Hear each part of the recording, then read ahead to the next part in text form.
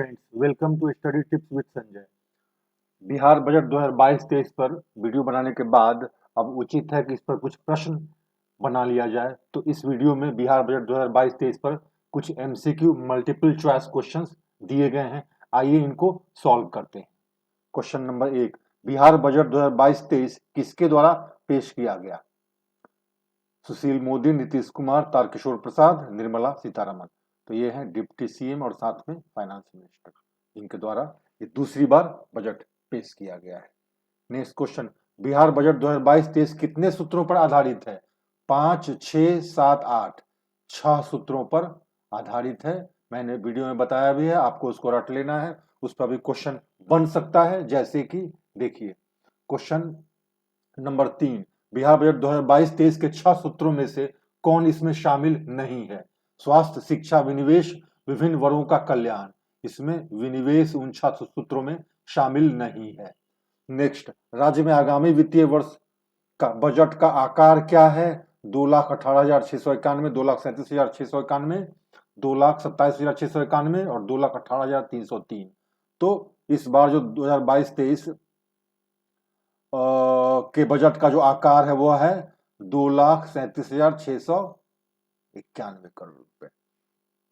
Bihar budget 2022-23 में अनुमानित आर्थिक वृद्धि दर है 22-23 में अनुमानित आर्थिक वृद्धि दर कितना है? 9.7% ग्रोथ रेट का अनुमान किया गया 2022-23 में। और 2021-22 में कितना अनुमान किया गया था? 9.8%। इस पे भी आगे क्वेश्चन आपको शायद मिल जाए। नेक्स्ट क्वेश्चन, बिहार में हर जिले में मेगा स्किल सेंटर स्कीम के तहत प्रथम चरण में किन 3 जिलों में मेगा स्किल सेंटर की स्थापना की जा रही है? पटना, नालंदा, दरभंगा, पटना, भागलपुर, दरभंगा, दरभंगा, मुजफ्फरपुर, पटना, इनमें से कोई नहीं। ये पटना, नालंदा और दरभंगा में 3 जगह पे मेगा स्किल सेंटर के तहत प्रथम चरण में मेगा स्किल सेंटर यहाँ खोला जा रहा है, स्थापना किया जा रहा है। नेक्स्ट, बिहार बजट 2022-23 में मोक्ष धाम की चर्चा की गई है। मोक्ष धाम का उद्देश्य है सभी शहरों में महत्वपूर्ण नदी घाटों पर शवदाह गृह का निर्माण, सभी अस्पतालों में शव गृह का निर्माण, सभी जिलों में मंदिरों में सरकारी प्रतिनिधि की नियुक्ति, और इनमें से कोई नहीं। तो सभी शहरों में महत्वपूर्ण नदी घाटों पर शवदाह गृह का निर्माण, यही मोक्ष धाम का उद्देश्य है जो स्कीम है बिहार सरकार का। बिहार में टेलीमेडिसिन स्टूडियो कहाँ स्थापित किया गया है? तो ये पटना में स्थापित किया गया है। वर्ष 2021 में पहली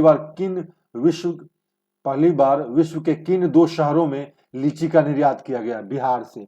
यहाँ पे एक शब्द छूट रहा है, पहली बार किन, विश्व के किन, यहाँ किन को हटाकर आप लिख लीजिए बिहार से, एक वर्ड मिस हो गया है, बिहार से। वर्ष 2021 में पहली बार बिहार से विश्व के किन 2 शहरों में लीची का निर्यात किया गया? तो ये है लंदन और दुबई। ये पेपर में भी आया था, शायद आपको याद हो।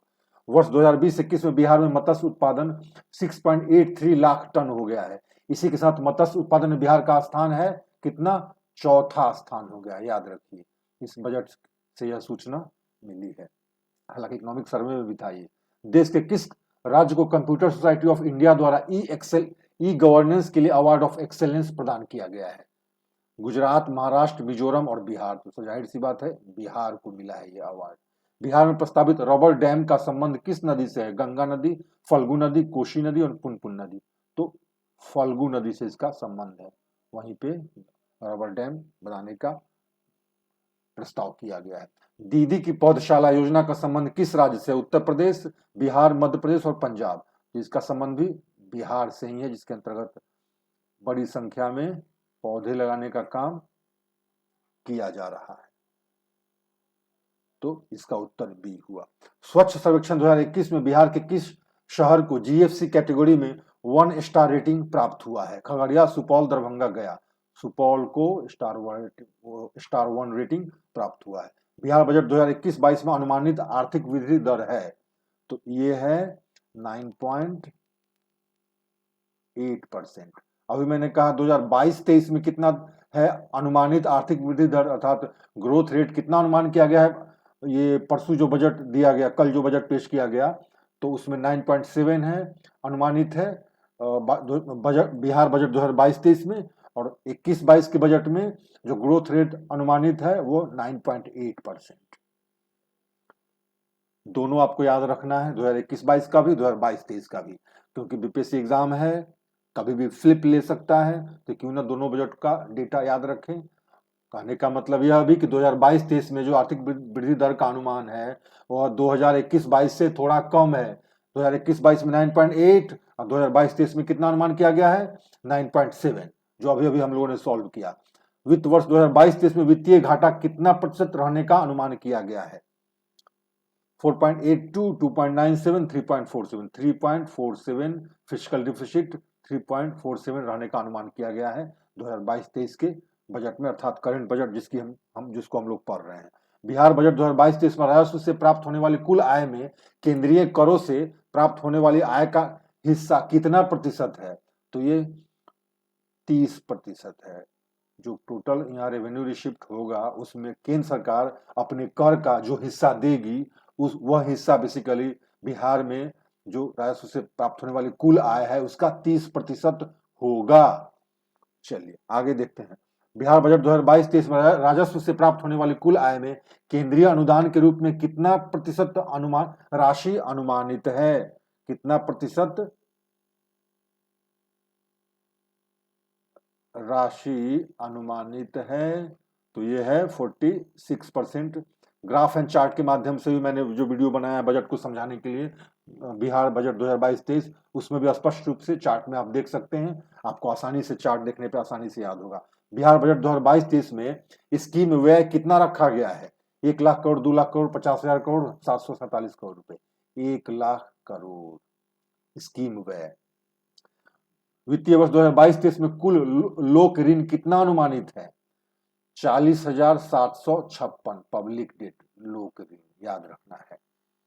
बिहार बजट 2022-23 में निम्नलिखित में से किस मद में सबसे अधिक राशि आवंटित की गई है, स्वास्थ्य, शिक्षा, कृषि एवं संबद्ध क्षेत्र, आधारभूत संरचना। तो शिक्षा के क्षेत्र में अर्थात एजुकेशन सेक्टर में सबसे अधिक पैसा अलॉट किया गया है खर्च के लिए, याद रखना है, मैंने इसको ग्राफ में भी समझाया था। बिहार बजट 2022-23 में शिक्षा के क्षेत्र में कितनी राशि आवंटित की गई है, तो ये राशि है 39,191। हो सकता है अमाउंट पूछ दे, तो अमाउंट हो सकता है किस सेक्टर में सबसे अधिक पैसा अलॉट किया गया है 2022-23 के बिहार बजट में, तो शिक्षा के क्षेत्र में।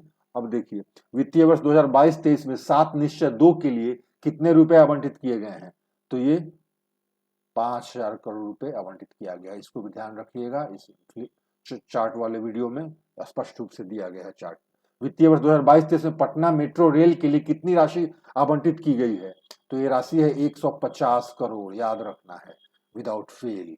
वित्तीय वर्ष 2022-23 में स्मार्ट सिटी मिशन के लिए कितनी राशि आवंटित की गई है, 620 करोड़ आवंटित की गई है। बजाते चार्ट दिया हुआ है सेकंड वाले वीडियो में, सारे स्कीम जो हैं और किसके लिए कितना पैसा आवंटित किया गया है, उस स्कीम में जो इंपॉर्टेंट स्कीम्स हैं और जिसके लिए जितना पैसा आवंटित किया गया है उसको मैंने अंडरलाइन कर दिया है चार्ट एंड ग्राफ वाले वीडियो में, आप काइंडली उसको देख लेंगे, उससे आसानी से याद होगी। वित्तीय वर्ष 2022-23 में बिहार को मिलने वाले केंद्रीय अनुदान के रूप में कितनी राशि अनुमानित है, अर्थात केंद्र की तरफ से बिहार को बिहार बजट 2022-23 में जो कहा गया है वो कितना पैसा केंद्र से अनुदान के रूप में मिलना है, अनुमानित किया गया है 58,001 करोड़ रुपए, याद रखना है।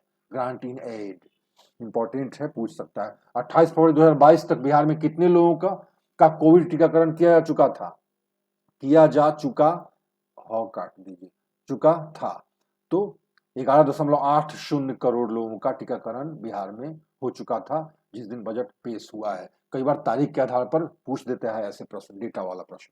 पटना मेट्रो रेल परियोजना के अंतर्गत कितने कॉरिडोर का चयन किया गया है, स्पष्ट है, पटना में अगर रह रहे होंगे तो जानते होंगे, बाहर रह रहे होंगे तो पेपर पढ़ते होंगे तो भी जानते होंगे, 2 कॉरिडोर का चयन किया गया है।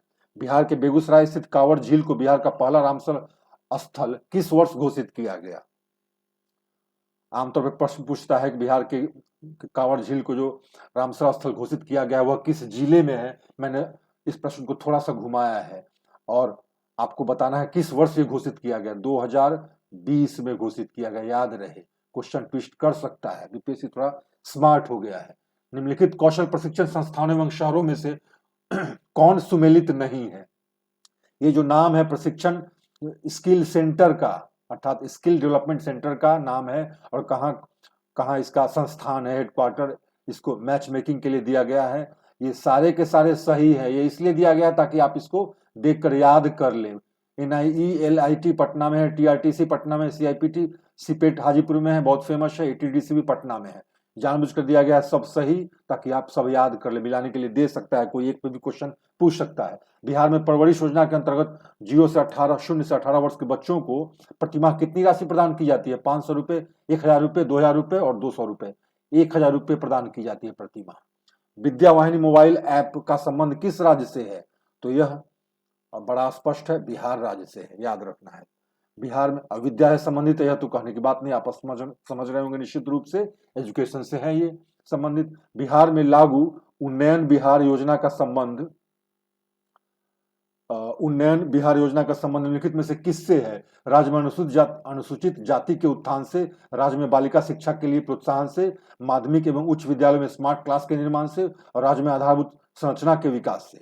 तो इसका उत्तर है माध्यमिक एवं उच्च विद्यालयों में स्मार्ट क्लास के निर्माण से। उन्नयन बिहार का यही उद्देश्य है, और इसलिए जो माध्यमिक और उच्च विद्यालय उसमें स्मार्ट क्लास के निर्माण की प्रक्रिया बड़ी तेजी से चल रही है। बिहार राज्य में बापू टावर, बिहार राज्य में बापू टावर का निर्माण किस शहर में हो रहा है? ये पटना शहर में हो रहा है, याद रखिए। बिहार में महाबोधि सांस्कृतिक केंद्र का निर्माण किस स्थल पर किया गया है? ये बोधगया में किया गया है। बिहार के किस शहर में APJ कलाम साइंस सिटी का निर्माण किस शहर में किया जा रहा है? बिहार के किस शहर में APJ Abdul Kalam science city का निर्माण किया जा रहा है? जमुई, गया, भागलपुर और पटना। तो पटना में किया जा रहा है। बिहार में पशु विज्ञान विश्वविद्यालय का निर्माण कहाँ किया जा रहा है?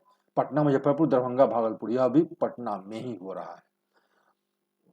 1320 मेगावाट का ग्रीनफील्ड ताप विद्युत प्रतिष्ठान का निर्माण बिहार के किस जिले में किया जा रहा है? पटना जिला, बक्सर जिला, वैशाली जिला, नवादा जिला। तो ये बक्सर जिला में किया जा रहा है, याद रखना है। बिहार सरकार द्वारा लॉन्च किए गए सुविधा ऐप का संबंध है, किससे है सुविधा ऐप का संबंध? कोविड टीकाकरण से, बालिका शिक्षा से, बिजली संबंधी पेपरलेस प्रक्रिया से, ट्रैफिक संबंधी नियमों के अनुपालन से। तो बिजली संबंधी पेपरलेस प्रक्रिया से सुविधा ऐप का संबंध है, याद रखिए, बहुत इंपॉर्टेंट क्वेश्चन है। बिहार बजट 2022-23 के मुताबिक वर्तमान में राज्य में कितनी विद्युत परियोजना उत्पादनरत हैं? तो ये 13 विद्युत परियोजना उत्पादनरत हैं। नेक्स्ट, राष्ट्रीय खाद्य सुरक्षा अधिनियम 2013 को लागू करने वाला देश का पहला राज्य है। कौन राज्य है ये? तो यह बिहार है। तो इस तरह से बजट पढ़ने के बाद, बजट के 3 अलग अलग फॉर्म दिए गए हैं बिहार गवर्नमेंट की वेबसाइट पर।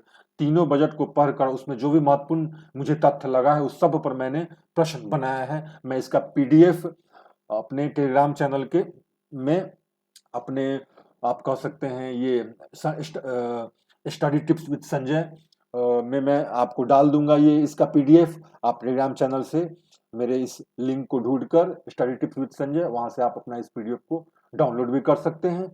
और आपको ये वीडियो अच्छा लगे तो आप इसे लाइक सब्सक्राइब करें, शेयर करें दूसरों से, अच्छा न लगे तो कमेंट करें। Thank you very much.